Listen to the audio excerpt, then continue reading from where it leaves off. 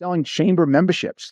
I had a $16,000 base and was selling Denver Metro Chamber of Commerce memberships. Like that's all it was. But I crushed it. Unreal, man. I love it. What a ride. What an amazing journey.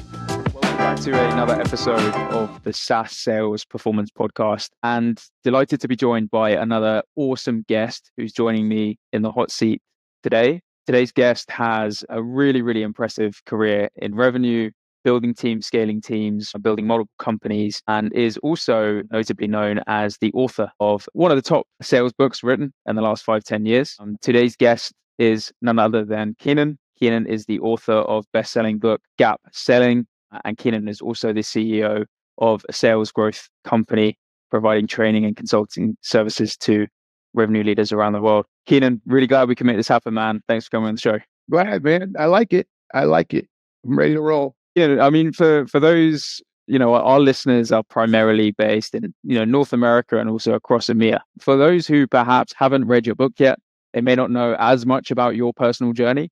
I mean, just to kick things off, it'd be great to learn a little bit more about your personal journey and, how did you get into the world of sales and how did you get into revenue leadership and becoming an author? That's a lot. We only have a half hour. I mean, the long and the short of it, I got in sales because like most things, when we're good at things, people see that we're good at them and people, I don't say pigeonhole us, that's probably not the right word, but people steer us in direction. So like if you got a young kid who's really, really good at art, right? Whether or not that kid ever thought about art, people see his stuff and like, oh, and they start throwing things, art in their direction. Does that make any sense? So I guess to the world, I was really, really good at sales as a kid, whether it was convincing people of shit or I don't know, whatever it was, but everybody's like, oh, you can sell without ever having a sales job. So I remember I was about 27 years old. I was 26 years, so what I was 26, 27 years old. I was living in South Beach, Miami, working on my modeling career. I'd been modeling for years and in and out of college and stuff like that. So I wanted to try to quote unquote go big. It's sort of like baseball. You have levels like, A, well, you wouldn't know what that was about. It doesn't matter. And I was trying to break into the biggest scene, New York and Miami. And a buddy called me up and he's like, hey, Keenan, I got a job for you. It's a sales job. You'll make about 55 to 60K a year. Now, this is 1996. Okay. So when you're talking 60K, I'm thinking $1,000 a week. You know what I'm saying? And I sat and did the math in my head and I was like, the biggest male models in the world maybe make $500,000 a year at that time. That was the 1990s. Male models, it's the one industry, right, where women make way more than men, right? So I was doing the math in my head. I said, if I can break through, which is a huge if, maybe I'll make $500,000 for 3, 4, 5, 6 years. And then I'm back to a nobody and I got to figure out my careers. Or I can go do this. I was always fascinated with business. I'll go take this job, crush this job, grow my career, and I could be making that $300,000 to $400,000 a year the rest of my life. I had that thought in my head. I'd say, fuck it. So I said, great, I'm coming home, took that sales job. They hired another dude with me and it was nothing. It wasn't anything impressive. It was selling chamber memberships. I had a $16,000 base and was selling Denver Metro Chamber of Commerce memberships. Like that's all it was. But I crushed it. They had another guy with me because I had no experience. He was the safe bet. Crushed him, crushed everybody there, set all these records. And then from there, it just came natural. I enjoyed it. I had fun with it. And then the rest is history. So I just sold, then manager jobs, then executive jobs, and then started my own consulting company, wrote the book. Here we are. Unreal, man. I love it. What a ride. What an amazing journey. Quite oftentimes, when we've got revenue leaders, like CROs of multi-billion-dollar companies, I quite often say that to them. I say, when are you going to write your book? The fact is, you've already done it. I got to be careful because I admire and I respect CROs. But I don't know that a CRO, depending on who that CRO is, would write the best book in the world. Because I have found working with most CROs as they get there, they have very, very little understanding of the gunk of the system, how it got there. They were just very, very, very good at leading people. They were very good, with all due respect, but particularly in Fortune 500. I think Carl Icahn said this, that those who make it to the top echelons in Fortune 500 and major corporations are not the most talented, most gifted. They're the most political. They're the ones who ruffled the least amount of feathers, which means they're the ones who took the least amount of risk. They're the ones who pushed innovative ideas the least, right? And in some cases, the one who were lucky, they just happened to be attached to something that looked really good at a good time. So taking nothing from these people, it is hard to become a CRO and you got to be smart as fuck and you got to execute, no question. But from a tactical hands-on, unless they're the ones who actually built the business from scratch or came up through the ranks, I don't know that that'd be the most interesting book unless it's a book on leadership.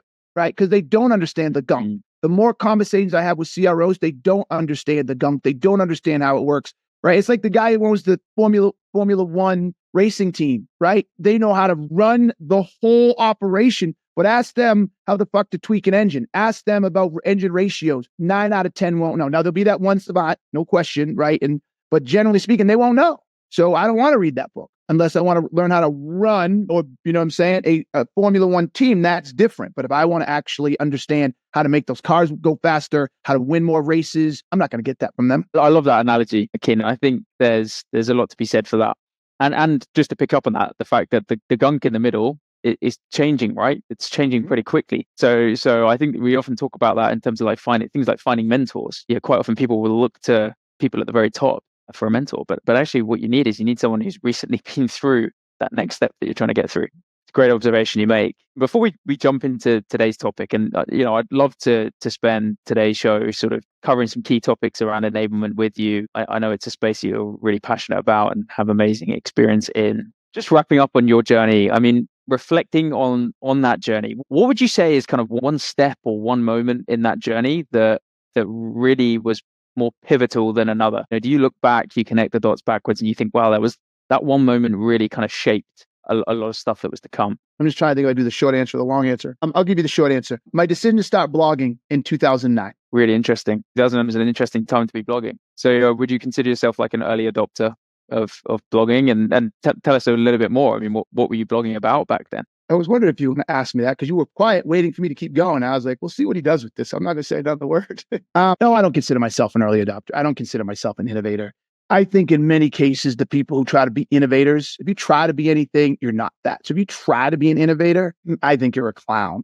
If you happen to see an application for something and you had the wherewithal to recognize that application be beneficial to you, and so you went for it, and then it actually worked out, then you're an innovator by default. I believe, generally speaking, most innovators are innovators by default, not by design. You're out to be an innovator, you're a knucklehead. So with that being said, blogging had just gotten started, roughly. And as I told you, I started my career when I was 27. And by the time I was 31, I was running a $300 million line of business with 125 sales reps reporting to me, right? So talking about a fast career. I mean, I went from selling a average sales price product membership for a nonprofit at about an average of $600 a sale to running a sales division for a managed modem company. We provided all this managed modem services for dial-up. So this is before high speed came in. It was called ICG. And so they had all the modem banks that allowed. So if you wanted to grow AOL or cable and wireless, if you wanted to grow your business, you needed, as you got more and more users, you need more of these phone numbers, you know what I'm saying? So that people could dial into the internet. So we provided all of those. So that's what my team was selling. And I was running that team of 125 people nationwide. So I went so fast that when, of course, they didn't see broadband coming and they didn't invest in broadband, because you can well imagine the fucking business collapsed just about a year and a half, 2 years after I was there, as everybody started slightly moving to broadband and no one wanted dial-up anymore. When I went to get a new job, no one would hire me. But rephrase it. They wanted me to go back to be an individual contributor, or they wanted me to be a manager. They just couldn't get their arms around my resume, and there was no LinkedIn at the time, right? So I was really struggling at maintaining, right, my career level. So after a couple of stints of fighting to maintain my thing, I actually dropped a little. I never got back to that big of a position. I was frustrated. And so I said, screw this. So in 2009, I said, screw this. I'm not doing this anymore. I'm not taking 8 to 12 months to find a job, because my resume doesn't fit people's expectations. So the idea was, I'm going to start blogging. I'm going to blog every single day. And I'm going to blog about what it's like to run sales teams, manage sales teams, how to develop processes in sales organizations, what the issues are, be motivational in some cases. And I'm going to blog every single day. And this is around the time that Seth Godin was crushing it from a blog perspective, right? So there were a bunch of people I was watching and admired. And so I just started doing that. And I blogged every single day, just about, for 712 days. But by doing that, more and more people kept finding me, and more. So the idea was, if I do this, if I ever need a job someday, I might have 1,000 followers, 2,000 followers. That's a lot of people in my head at the time. And I could say, hey guys, I'm looking for a job. And they would know me, and they've been reading my stuff. They respected me. They saw my credibility. And so I would need my resume. They would be like, oh, Keenan, yeah. Okay, come talk to us. Or somebody, go read this guy's shit. You got to talk to him. That was the objective. That was all my objective was.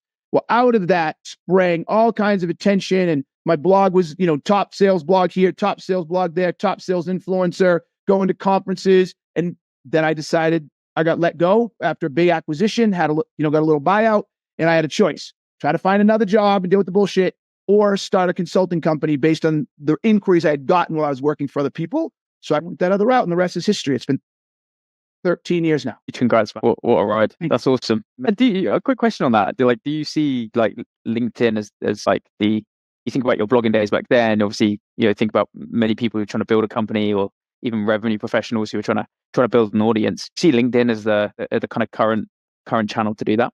I do. Although, ready for this?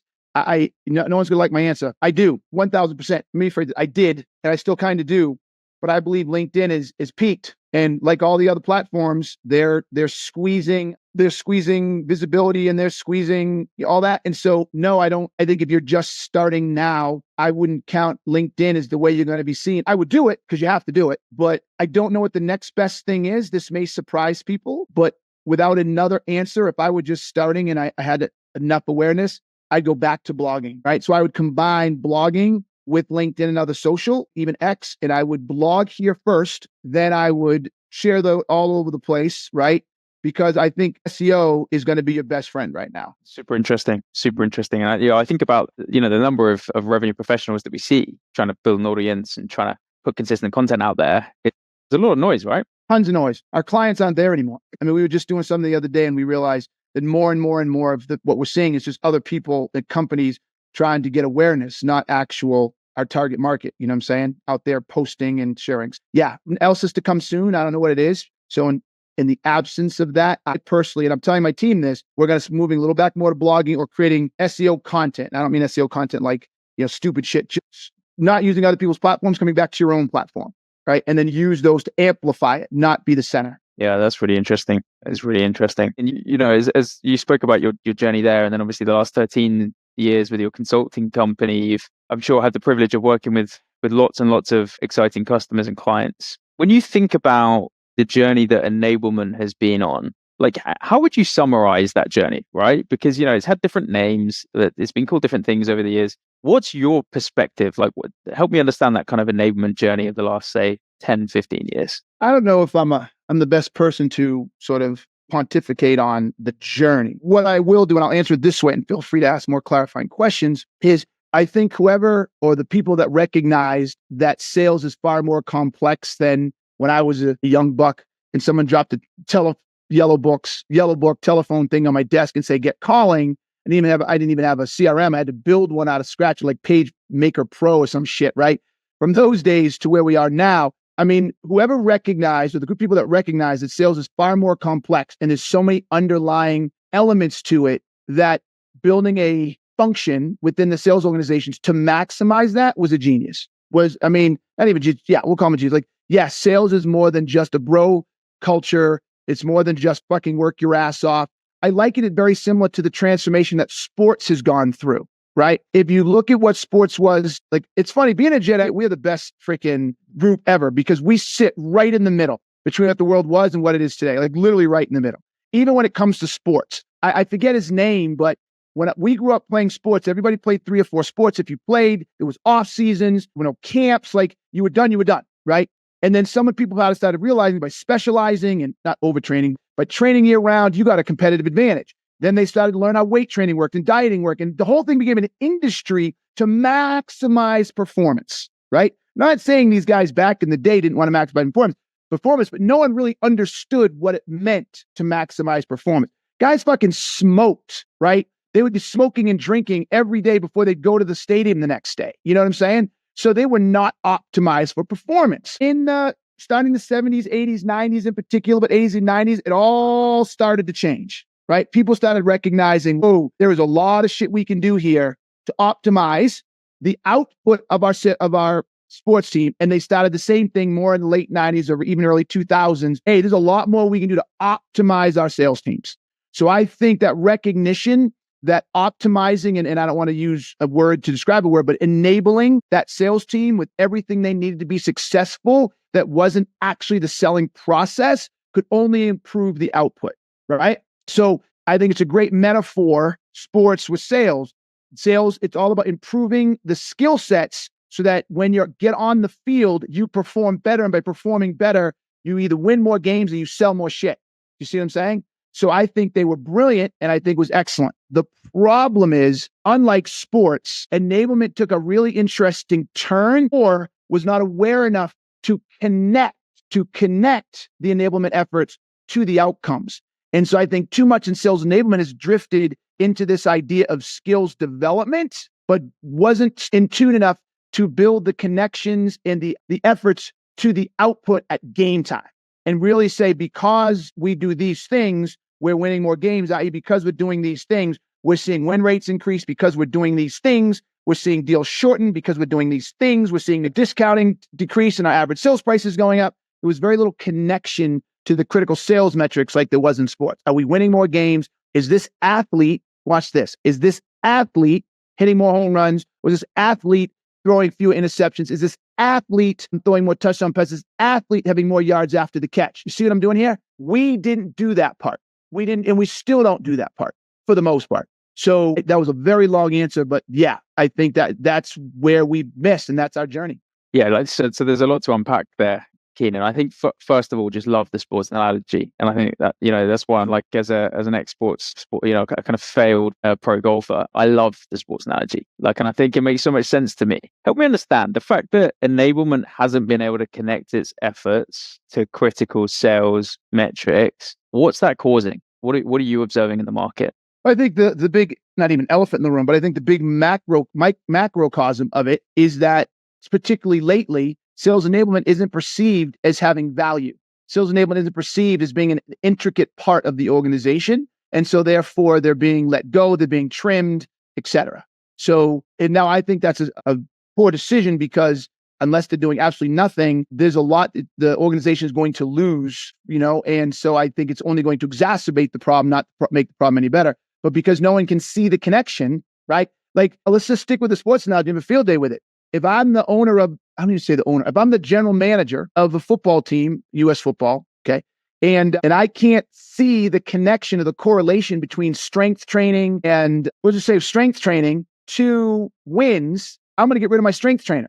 I'm like, I'm saving money. We need to cut money down. I'm going to get rid of my strength trainer. Well, guess it's only going to take a little while before my team is even less strong. We're losing more games, but I'm not going to know I'm losing those games because my team is not as strong and is agile as they should be. I'm not going to know that connection. So then I'm going to look at something else and then cut something else. And it becomes a cyclical thing where it just gets worse and worse. And then what I start doing is start putting more and more pressure on my team, the individuals, right? So could some of the people rise up, do it themselves? Yeah. But generally speaking, that is not a functional organization that's repeatable, that's going to last very long. But because we don't know the connection, we make the cuts, right? At the professional level, they are very keenly aware. They know what moves the needle and they don't touch that shit. So I'm hearing one of the big consequences being cost cutting, cost rationalization, and enablement being a target for a lot of CEOs, CFOs. Because they can't prove what they're doing. Let me give you an example. And look, I wrote something called the speed model. I'm sure we'll talk about it to solve this very purpose. In my old age, I'm trying to soften my tone because even though I am who I am, a lot of people get offended, don't hear my message, right? I have talked to so many enablement leaders. You have no idea. And I asked them, what are the organization's win rates? I don't know. What is the organization average time to close? I don't know. What is the quota attainment? I don't know, right? Or they'll say we're 105%. What percentage of that is that everybody, or is that, 20% making up 80? I don't know. What is the win rate? I think I said, I don't know. Like, what is average contract value? I don't know. So if you run sales enablement, and let's just say you do it for medium-sized company, I'm not even talking Fortune 1000, Fortune 500. And so therefore, bare minimum, you probably have a $2, $3, $4, $5 million function between all the salaries, it could be a little less, but but still all the salaries and everything. And you don't fucking know, then what's driving any decision you're making?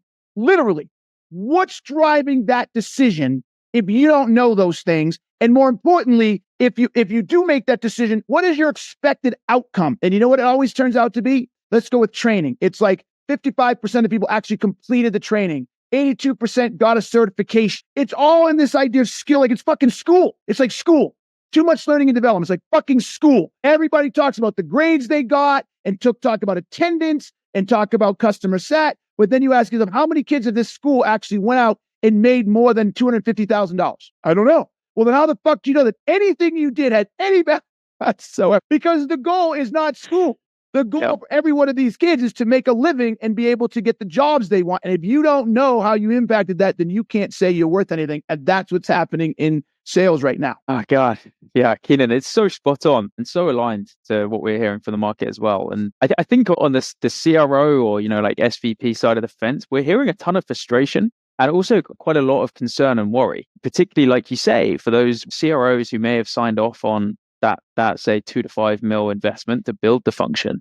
And now 18 months down the road, they're like, holy crap, like, what the hell how do we prove this? How do I go back to my board? And how do I articulate that story of impact? It's a serious problem. Why do you think we got here? Like, why have we gone no commitment to the numbers? And look, there's a lot of politics. And even in my own company, now this is marketing, not sales, but even my own company, we had a pretty spicy dialogue about the beginning of this year as we were building the marketing budget and building the marketing goals. Because I was like, look, marketing is not going to produce all of this stuff. And then we don't make our revenue goals and you walk away like, hey, we did what we were supposed to do. Hey, we got so many leads and we did this and we did that. No, right? And then they said, well, we can't control what the salesperson does with the lead. But I'm like, I don't really give a fuck. Then get better. If we have bad salespeople, which we don't, but I'm like, if you're afraid the salespeople aren't going to close properly, put in the work or whatever, then get better. But there's no way that marketing gets to go down as the heroes because you generated so many leads or so many opportunities if that shit does not translate into wins. End of discussion, right? So the same thing with enablement. I don't care how hard you train people. I don't care how many certifications were accomplished. I don't care how many portals were created. I don't give a shit. If you can't show me how that moved the critical KPIs, and I believe the most important KPIs in the sales organization is quota attainment and or revenue. Let you decide. I prefer quota attainment because it's more measurable per person, right? Quota attainment of win rates, average time to close, and average contract value. That's it.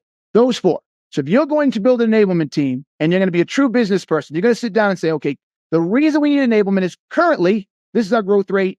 This is our quota attainment growth rate, how we do it, right? This is our current win rates. It's at 12, 15, 20, whatever. It has either stayed flat, has declined, not increasing, whatever. Our average contract value is this and it needs to be this. And the average time to close is this long. It needs to be this long. And so what you say is if we're able to increase those win rates by 20%, if we're able to shorten the sales cycle by X, if this is what it means to us in an organization, $25 million, $100 million, I don't fucking know. Let's go 25. Great. I'll invest $2 to $3 million to get this $25 million back. It's a simple business case. But unfortunately, with all due respect to everybody here, it is not being run like a business.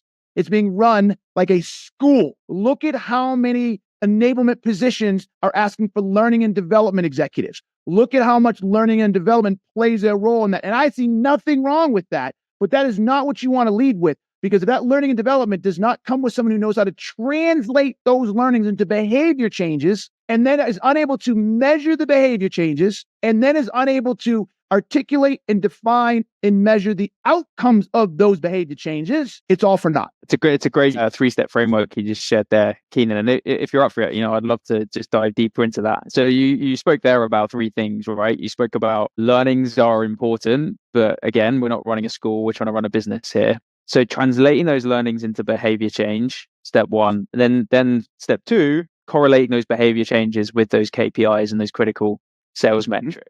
How are you seeing this done well, if at all? I'm not seeing it done well at all. With all due respect, and now out of fairness, right? It's not like I've been into thousands of companies and tore their enablement apart. The majority of our business is on the learning side. So what I will tell you is this, and this is a great segue into our speed model. If you had a chance to read our speed model, let's do it. Yeah, let's jump in. Okay. Have you seen it yet? Have you had a chance to see it? Speed model. Yeah. So I'll send you a link so you can check it out. Basically, we came up with and built what we call the ASG revenue speed model, right? Sales performance, execution, enablement, and delivery. Okay. And basically what we recognized is that there are 3 stages within a sales organization, or 3 layers within a sales organization. And each one of those layers has to be addressed independently, but integrated with each. So what they are is there's a skills management layer, there is the opportunity management layer, and then there's the forecast management layer. Okay. And so what you need to do is understand the skills management layer is what we've been talking about, and it's what sales enablement has been focusing on for the most of its existence, right? That's everything from skills development, it's playbooks, it's certifications, it's learning management systems, it's the adoption of the methodology and teaching the methodology. It's all of that stuff, right? But once you've done all of that, you have to translate that into the arena, right? Into the actual game time. Well, that's opportunity management layer. The opportunity management layer is owned primarily, and this surprises people, by frontline managers. That is their job. So therefore, its enablement's job is to understand and incorporate frontline managers into evaluating, assessing, measuring, providing feedback, and coaching at the opportunity management layer, not in a vacuum like, oh, did you get this? Take a test. But no, here's what they should have learned. Are they executing it? Are they applying what they've learned in each and every opportunity? If yes, great. If no, why? What are they doing wrong? Where do we need to make improvements?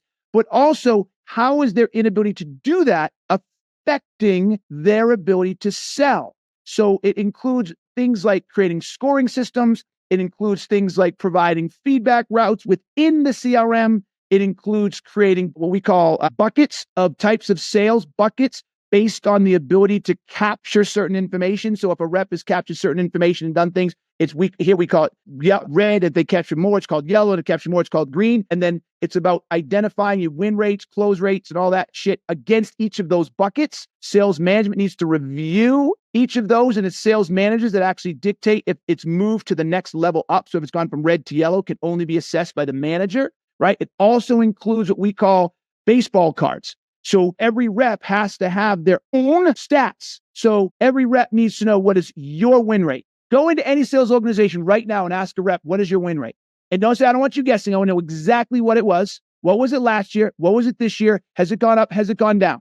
Then you ask and then you say, what does it compare to your peers? Then ask a rep, what is your average contract value? Has it gone up? Has it gone down? What does it measure to your peers? They don't know. They don't know. Why? Because sales enablement and the CRO and middle management, frontline managers, are tracking it at that level.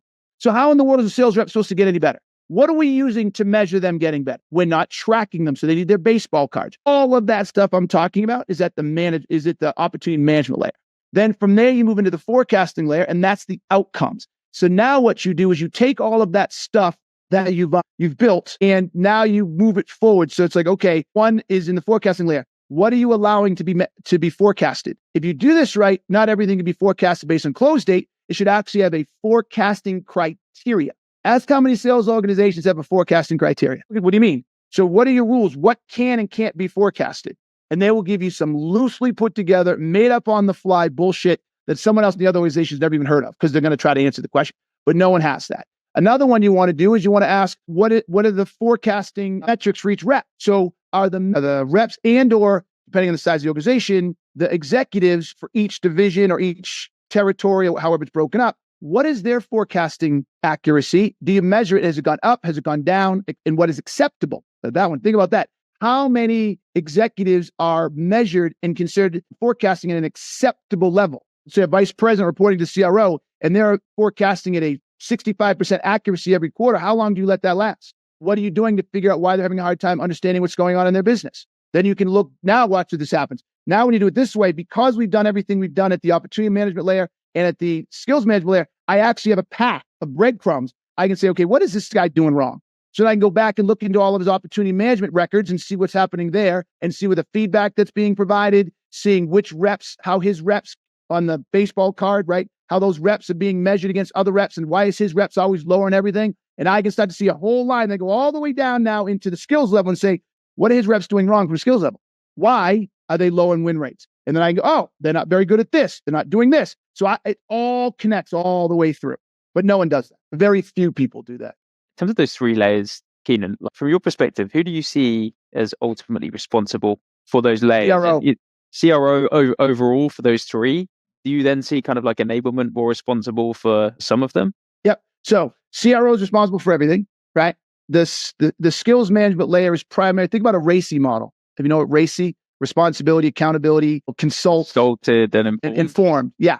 So let's use that model, right? So at the top layer, at the skills management layer, sorry, that's the bottom. Skills management layer, sales enablement's responsible, right? And not a whole much more. I guess the sales reps would be accountable. They got to take the tests and got to do the shit. And then first frontline sales manager would be accountable. I would consult with senior management and inform senior management. That's how that would go. At the opportunity management layer, frontline managers are responsible. This was an interesting one. Enablement's got to set everything up. So they got to make everything in place, right? Working with operations, et cetera. So making sure the CRM set up properly, making sure the information was all gathered properly, but that's done at the skills management layer. So at the Team management layer, frontline managers are responsible. Our friends at Enablement is accountable. Yep. Then again, operations, CRO, et cetera, they're consulted and informed. At the forecast layer, the management layer, operations is now responsible. Again, enablement accountable, you know what I'm saying, et cetera. Makes sense. Yeah, it makes a lot of sense. I love first of all, love the framework. And I think when you were talking about the fact that we've just become so fixated on the skills layer only, you can see how there's kind of like enablement efforts are just getting like lost in translation, right? Yes. So Keenan, where do we go from here? Like, how do we get more companies thinking more strategically? How do we get enablement operating more aligned to those three layers as it should be? And look, I think it's a commitment to the results, and it's a commitment to, I hate to say change because it's so trite. I think it's a commitment to the business, right? Just looking at enablement in the sales organization from a business perspective, right? What am I investing here? And what do I expect to get? And more importantly, how am I going to measure success? I can't tell you how many times we have in the sales process asked an organization, how are you going to measure the success of this thing? And very rarely, if ever, do they say, we're going to measure success by the increase in win rates, by an increase in quota. I mean, look, sometimes they're going to say we want more revenue, right? But no one's going to do it in this way. Increase in win rates. We're going to reduce the time to close. We want higher contract values. And if they do, we ask them what they want and they have no idea. Now, the way gap selling works, and the way my team sells, if we've done our job correctly, we've walked them down this road. You see what I'm saying? And they start to realize that we almost force them into that. Once we find out, what the problems are, we force them to that. What's interesting is when they have to go take that and sell that up or sell that sideways, if we're not given a chance to talk to those other folks, they don't convey it that way.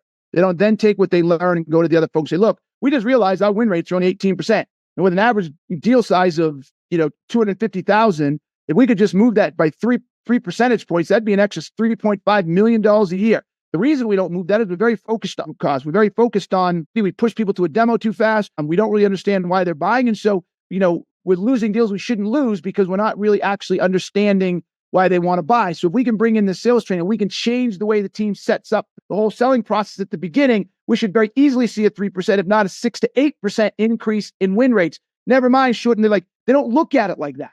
And so because they don't look at it like that, they don't know what to buy and they don't know what to fix. And what that has created is a reliance on tools. That's why everybody's running around buying tools like crazy, because we just don't treat it like a business. And if anything, the investment in tools makes the whole thing way worse, because now you're investing your cost base and you still can't solve the ultimate problem in the first place. There you go. You still can't solve the ultimate problem in the first place. Great observation. Let me ask you a quick question. The vision for the future you put forward and love the model with the 3 layers. Of all of the hundreds of enablement leaders that you speak with, do you honestly think that they are up for it? Are they open to embrace that approach? You know what? I don't know. And out of fairness to the hundreds I've spoken with and to the hundreds of thousands or thousands that haven't, I can only say I don't know. What I can tell you is when they do, think about this. Let's just say I talk to 100 and let's put it all, for the most part, in a selling environment. Because if I talk to someone on a podcast or at an event, I have no idea what they're going to go home and do.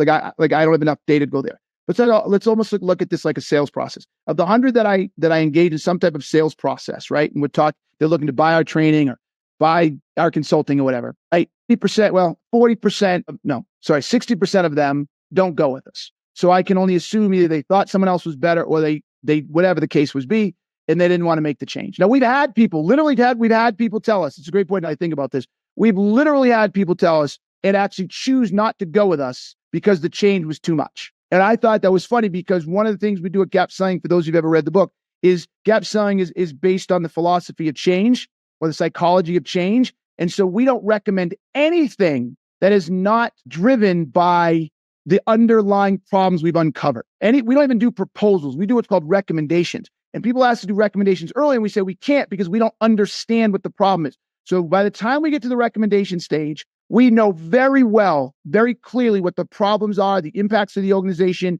the cost of inaction. We know all of that. We do finally make a recommendation. It's based on what they told us. Does that make any sense? So we've gotten there and people say, oh, we can't handle all that change. And we're like, but if you don't do that change, you're not going to get what you want to get. You told us this is what you're trying to achieve, and you told us this is where you hear. So what we're telling you is this is the amount of change required, and they don't want to do that. So there's a whole handful of them who, I guess to your question, are incapable or whatever. I don't look at this point in time, they don't want to talk to me anyways because they think I'm just trying to keep selling them. So they're not going to tell me why they don't want to make that change because they think I'm trying to sell them when I'm genuinely just trying to understand because I'm concerned for them. You're going to waste more time, money, and effort. So I digress. Then there's a whole other group of people who come in and they just want to do what they've always done. Again, I don't know why, but they launch our training and they love the training and our scores in our training are through the roof and our NPS scores are through the roof and everything's great. But then they don't do all the other stuff that comes with the speed model. Granted, we didn't have the speed model a year ago or even 6 months ago, so we couldn't recommend it to them. On the other layers, we assumed they'd take care of it themselves. But then where I'm going with this long diatribe is there's always a handful. When I say handful, it's less than 5%. So like 5 out of every 100 who embrace this thing from soup to nuts. And they do it all the way through all the layers, even before we articulated the layers. And the results are astronomical. And there are actually 2 people that we've worked with in the last 12 months that I'm thinking of when I do this. And what they've accomplished is amazing. 100% increase in win rates, right? One of my clients had just called us back and said they had, I'm going to butcher these numbers, but they had like this massive amount of deals stuck in Q4. They couldn't get them out. And then after going through the gap selling training and after doing everything we've talked about and starting to set up all these processes and attaching it to win rates and all that stuff, they said they unstuck almost 80% of that, right? So they're very focused and we push them to be very focused on those results. And that's what they're focused on. So long answer, my man, sorry, to I would say less than 5% doing it. Why? That I can't speak to. If they want to, I'd like to think so, but they're not. And so that I can't tell you why they're not. Feels like we've got some way to go. Oh, God, yeah. But that's why we built the speed model. Yeah, at the same time, that it's exciting because conversations I'm having with CROs and revenue leaders, it's an important problem that needs to be solved. And it's one that's very much front of mind right now. I like it to an opportunity, to be honest with you. Yes, it's a problem. But I'm more bullish on people seeing it as an opportunity. People started as an opportunity originally. We kind of fucked it up to a certain degree.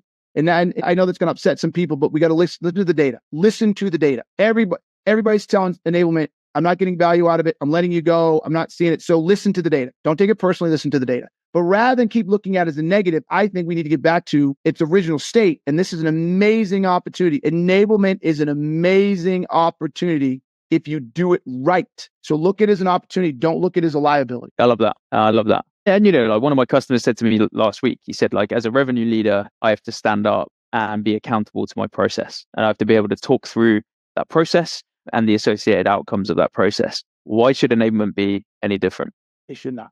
Matter of fact, I would think should be on a higher standard because they're in the tip of the spear. They're right there. Like they're right there. Keenan, I could continue our conversation for at least 2 to 3 more hours, even just on this topic. From myself and everyone at UHubs, like, thank you for taking the time to come on the show today. Thank you for sharing your perspective so generously. For the listeners who are tuning in, who have been inspired, motivated to hopefully start making some of the changes that you've talked us through today, where is the best place for them to reach out, connect, learn more from yourself? They can reach out to me personally on LinkedIn, just Keenan, because I had to put something in that field. And they can go to salesgrowth.com and you should be able to, in the resource section, find the speed model. We also have a speed model assessment. Obviously, if you haven't read Gap Selling, I highly recommend you read Gap Selling from a methodology perspective. So I'm not too hard to find. I mean, if you're having a hard time finding me, then I think you have bigger problems than your sales. We'll add all the links in the show notes. And Keenan, a real pleasure, and look forward to catching up at some point soon. It would be my pleasure. It was good stuff. Thanks so much. Thank you, babe.